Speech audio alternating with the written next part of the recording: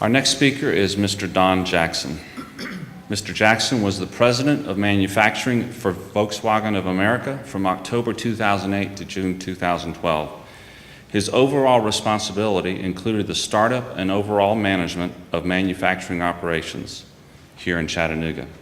His leadership from day one at the announcement of VW coming to Chattanooga resulted in the establishment of a new facility considered to be a benchmark within the industry and VW, and he achieved the best car of the year at the time of its launching with his team.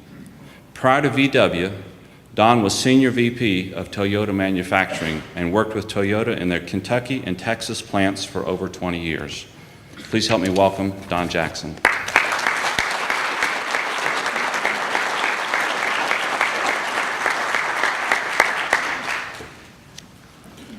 I really appreciate the opportunity to speak here today.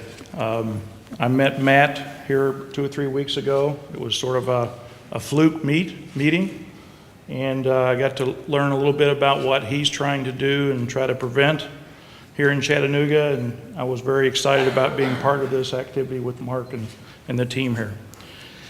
So first of all, again, as mentioned, I've retired from Volkswagen. I've been gone over a year already. It's hard to imagine. It's hard to be on the outside looking in, wondering what's going on, but I must remind everyone here that my comments here are my own comments. They're not the company's comments.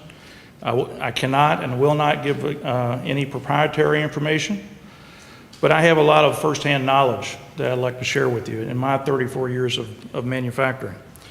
So again, haven't been involved with the daily operations. I get to hear a lot of feedback from the team. I get to applaud in my chair at home or something, and I'm very excited. So again, why are we here today? In the manufacturing arena, many times we talk about the union, we talk about as a third party. Typically, it's not one union or the other, but in this case, the UAW is very interested in Volkswagen and also interested in Chattanooga. So really, the people here need to make a decision on the clear facts and the history, as talked about a few moments ago, and what is the potential impact on the future. And most importantly, what is the impact on the employers and employees? So how will it impact your community? You've heard a little bit of that already. As Chattanooga, you get new people wanting to come, you get new suppliers wanting to show up. And they're saying, wow, is Tennessee, is Chattanooga a friendly place to work? Is it friendly for labor? Is it a pro-company environment? And what's the impact, I want to talk about, of signing a UAW authorization card? We have a lot of people pushing those cards saying, hey, we'd like to represent you. And I think a lot of people maybe don't understand the full consequences. So again, as discussed, over 34 years in manufacturing, I had a very incredible journey with Volkswagen. It was probably I really had the best jobs in the world, in my opinion, in Toyota and Volkswagen, working with the best. And very impressed with the overall management team here that the team that's established, and also the organization in Germany itself. I learned a lot, and I also gave a lot. So what's the main points in the message? Again, the personal concern for the Volkswagen employees directly. Again, as you can imagine, we started with 0 employees and we grew the organization completely. So I take it very much at heart about the people that I work with. A lot of the people are here today, a lot of friendly faces. And it's very rewarding to see the people come out. And in some cases, we'll cover a little bit more in the message later, but again, there's all kinds of propaganda and all kinds of information flying around. Even today, there was a text that says, oh, the people for the union shouldn't come tonight. It's interesting. It's like the old story, if the heat's too hot in the kitchen, I don't guess you come. But anyway, it's an open environment. We want to have that kind of freedom of speech and be able to discuss any open issues. So again, the company and the team members will make the decision. As Matt said, of course it impacts many people. And it's based on a card check system. The union has a card check system. It's very many details, laws about the National Labor Relation Board. And it's based on the employees' and the employees not having a positive employee relations involvement or not having a good result in the plant. So, the key thing is, which I'll cover in a moment, is when you sign the card, what does it really mean? So prior to VW, Mark already covered the details. It's almost like a repeat of the history here. I started as a young engineer in Kentucky, trying to understand how to make automobiles. I had previous manufacturing experience before that. And growing up through that environment, going from an engineer to the general manager level of quality finally, all the way up to vice president of manufacturing at the Kentucky plant. We built 2 plants, just like we have the opportunity here to build 2 plants. And I learned a lot. I was developed by the best. And it's the same opportunity that the people have here in this community. And during that time, I also had a chance to visit many facilities. I visited many suppliers. I developed a supplier development team where we supported the worst and the best suppliers in North America for Toyota at that time. So I got to see the worst and the best, union and non-union, and I got to really learn a lot through that experience. As Mark said, I was in San Antonio, had a chance to be the senior vice president there. Again, a ground-up operation, 21 on-site suppliers. We built the plant from nothing. We hired, San Antonio is not a manufacturing town, right? Don't you go there for a holiday? They build great Tundra trucks now. And really built it from the very basement all the way up through the organization. So why is this background important? Why am I painting this picture? The purpose is to really explain that I've spent many years in manufacturing. I've learned, like a lot of management people in a lot of different companies, how to manage operations properly, how to motivate the team, how to set up the policies, and how to set up a non-union environment. So let's look at the direct employment impact of those companies, as Matt's already covered some of those details. There's 6,400 employees now working at the Kentucky plant today. There's 2,300 employees working at the Texas plant today. And there's over 2,400 employees working in Chattanooga. So that's 10,000 direct jobs based on doing things the right way, managing the right way. And all of these plants will continue, in my opinion, being a non-union environment.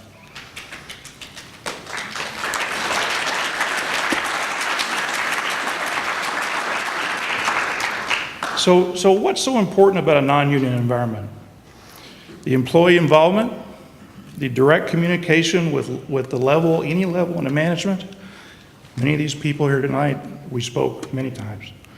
And it was face-to-face without any third party. The third party drives a wedge between management and the team members. Had common goals, flexibility, and we worked with all employees equally. So let's look at the results of the VW plant in 5 years. I think you've already saw it in the paper. I don't really need to cover the facts. But again, the sales have rebounded. The 250,000 Passats have already been built right here in Chattanooga. Look at the economic impact. Over $640 million. And the ads, aren't you proud to see Chattanooga in these commercials? And the overall environment impact is really incredible. So again, I'm very proud of the Volkswagen plant here, along with other plants. And you think about it, McKee Foods, Siskin Steel, many others, they're incredible plants and they continue to improve. So again, as Mark said, I was the first local manufacturing guy hired. And my role is very similar to the role in the Toyota operation, is really take the best principles from Volkswagen. It was an incredible opportunity to learn and go and see those. Take the best principles from North America and here in our local team and develop a brand new company. And let me say one thing. I wasn't the only person. It was a team effort from the employees all the way to the management. And then how do we accomplish these and how these things happen? The board supports the plant. Again, it's not just a Volkswagen board, it's any plant's board. The board must support it to make sure we have adequate support and adequate leadership, the right leadership in the plant. And again, Volkswagen was built 5 years, 250,000 cars without a union is important. So what about the future? Do companies in Chattanooga really need a third party or a union? I don't think so. So if the unions start to unionize companies, it's only a stepping stone, is what was discovered earlier. It's a big impact to the overall environment that we work in, the economy, and really they don't represent the team members from my experience. So do the research, as Matt already covered. How many union plants have closed? So you hear a lot of threats and promises. I've heard a lot of the feedback from the team members. They call me directly. I live in neighborhoods where people work still in the plant. And they say, oh, please join a union and I can promise to give you more money. Please join a union and you'll get the new car, the new SUV, or you'll get higher pay. It doesn't work that way. There's old union practices, and it's really based on intimidation and threats. And really, the VW employees should deeply consider whether joining the UAW to really support the Works Council. So in my opinion, future expansion in the plant is really built on top management's confidence. You really look at the Chattanooga operations, they've done everything that needed to be accomplished. They've built the product, good management team, they show they can do it, bring on the SUV as far as I'm concerned, but it's their decision.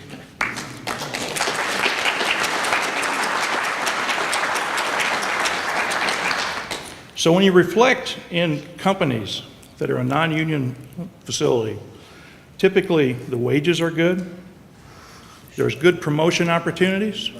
Good example is team members get to promote to team leaders. 100% of those members were promoted from team members here in Chattanooga. So incredible. We had hired no team leader from the outside.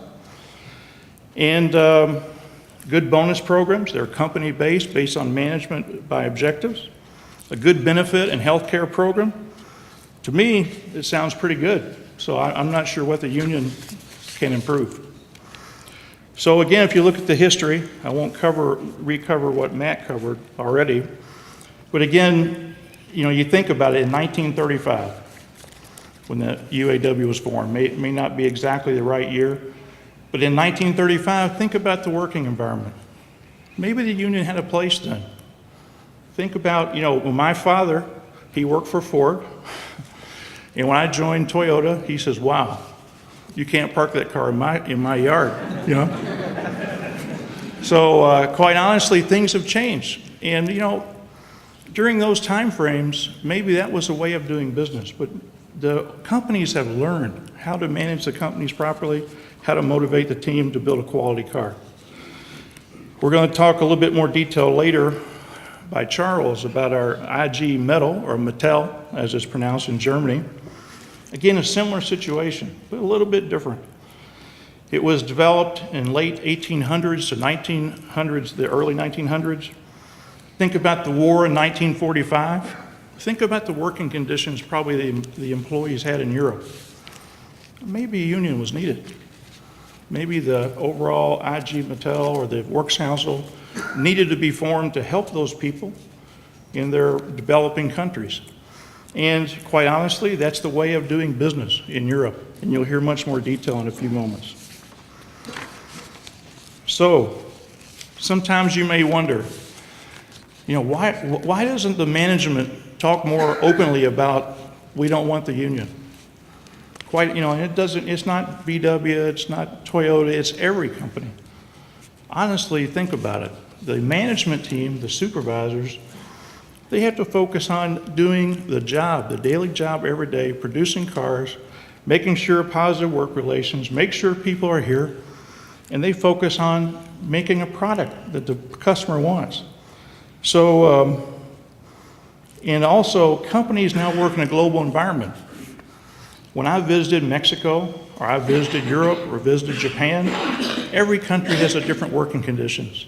So if I'm here to say, I don't accept unions, people are confused. So the idea is in each country, they have their own ways of doing business. But in the US, quite honestly, we're very successful being in a non-union business. So with the Volkswagen plant, it's in a different situation. You'll hear more detail in a moment. So talking about threats, I talked about that already. And again, if you look at successful companies, they always work on trying to get team member involvement. But I'd like to spend a few minutes on union dues. This has also always rubbed me the wrong way. So if you look at the contract or look at the union website, the UAW, it says 2 hours of pay each month and 1.5% of the bonus is in union dues. Now, it sort of makes me wonder. I said, well, you know, the company is already paying the HR people and these other organizations to run the company, but we're going to have somebody else do the same thing. It doesn't make sense to me, but, you know, when you think about over 2,000 employees, that's almost $2 million a year. And each contract is different, each dues is different, but it's something to think about. Do you really want to pay dues for something you already have? So from my experience, the team members can really represent themselves. They don't need someone to represent them as a union. So then, talking about dues, where do you think the dues go? Matt covered a lot of that. What percent of the dues stay here locally? Only 38%. This is on the webpage, on the UAW webpage. The rest of the dues either go to the strike fund or the international fund. So regarding the union leadership, again, it's been in the press. Bob King, the president of UAW, he has mandatory retirement next year, 2014. Don't worry, we're going to create a works council situation here in Chattanooga. What happens after he's gone? Does it stay? Does it really work? So based on these news articles, it appears that things are not so sure. And when you really look at the details of the newspaper articles and listen to the press, it looks like the Works Council at some times is going directly and trying to get a handshake regarding the overall corporation itself. So when you look at the overall situation, there's 2,400 employees in Chattanooga. As Matt said, 390,000 overall employees in the union. Looks like the VW employees would be a small fish in a big pond. So who's really going to be represented in the long term is my question.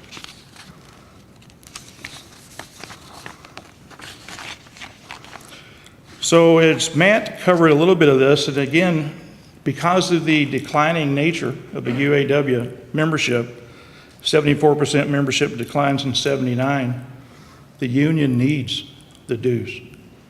That's what it's all about. They want the money from the dues. So regarding the card, the UAW card, there's a lot of tricks with the UAW card these days. Sometimes, you know, the card's always two pieces. It's one piece, you tear it off. The one card looks very, very familiar. I want the UAW to support me in my name, etc. But you tear off the part of the card that says, we will support the overall Works Council principles, etc., etc. The thing that's important is the UAW card takes you out of the picture. You're not involved anymore. You sign over your rights for the UAW to represent you directly. And there's many times, you know, you can imagine, you go into work every day, people calling you at home, showing up at your house, it happens. Sign the card. We're going to get you more money. We're going to get the new vehicle here. Sign the card. After a while, the team members get fed up with it. Okay, I'll sign the card to get you out of my face. It's very important. You can't do that. If you feel like you've been pushed or harassed into doing that, you have to ask for your card back. Quite honestly, I can count on my hand of zero how many cards I've seen returned. But if you can trust a union, ask them for your card back and see how many you can get. So in closing, you know, what I'm all about and what I've been excited about in my career is really building things, job creation, really seeing people grow in their responsibilities and role. And I felt comfortable enough to retire to let the plant be run by the local team here now. I'm very proud of them. And I've been able to work without a third party or a union for over 34 years. I'm very proud of that. And I believe it's the proven path for our success for the future. So again, thank you for your attention tonight.